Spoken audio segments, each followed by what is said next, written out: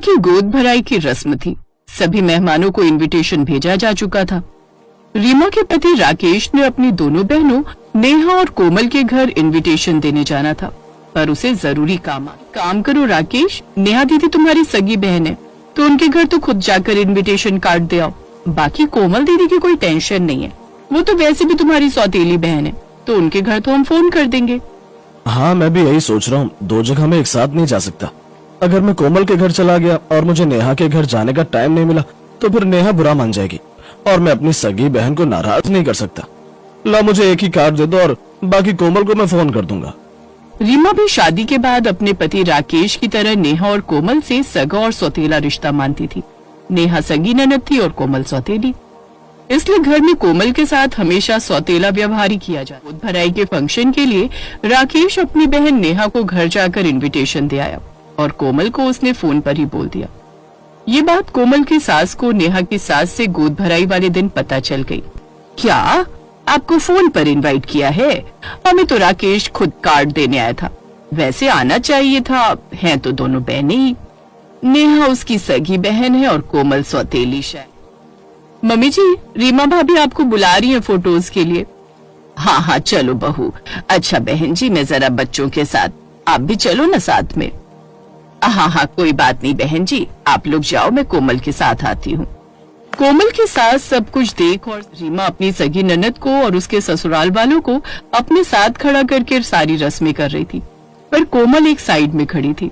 पूरे फंक्शन के टाइम रीमा और राकेश ने सिर्फ नेहा और उसके ससुराल वालों पर ही ध्यान दिया। कोमल और उसके ससुराल वालों से तो उन दोनों ने ठीक से बात तक नहीं की। फंक्शन खत्म होने के बाद रीमा ने अपनी दोनों नंदों को उपहार दिए। नेहा दीदी, ये हमारी तरफ से।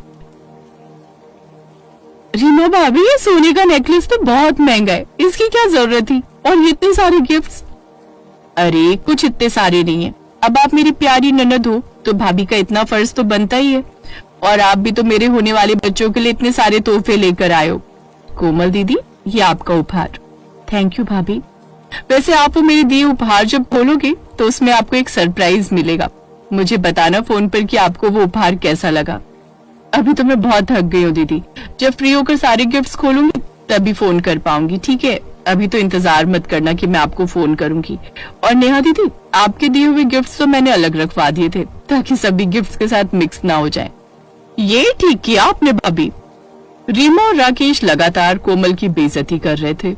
ये देखकर कोमल की सास बहुत गुस्से में आ गई। कोमल बहू, घर चले, तुम्हारे ससुर जी और मोहित दोनों आने वाले होंगे। जी माँ जी, चलते हैं। अच्छा भैया भाभी, मैं चलती हूँ। हाँ ठीक है नेहा, मैंने कड़क अदरक वाली चाय बनवाई है, चल सब बैठकर एक साथ पीते हैं। मैं तुझे खुद छोड़ दूंगा गाड़ी से, मैंने जीजू को फोन कर दिया है। वाह, ठीक है भैया, गरम गरम पीते हैं और थोड़ी गपशप भी करेंगे। कोमल सबको बातें करते सुन रही थी, पर उसे किसी ने भी नहीं कहा कि वो कुछ देर और रुक जाए। कोमल अपनी सास के साथ टैक्सी में बैठ जाती है। उसकी आंखों में आंसू थे जिन्हें वो अपनी सास से छुपा रही थी। देखो बहू, आज के बाद यहाँ आने की कोई जरूरत नहीं। बहुत बेइज्जती करवा ली तुमने अपनी भी और हमारी भी। सगी और सौतेली नंदों में फर्क साफ दिखाई दे रहा था। तुम उनकी सौतेली बहन ही रहोगी, वो हमेशा अपनी सगी बहन को ही आगे रखेंगे, इसलिए अपने मायके वालों से जितना हो उतना दूर रहो। इससे न ही तुम्हें दुख होगा और न ही तुम्हें दुखी देखकर हम दुखी होंगे।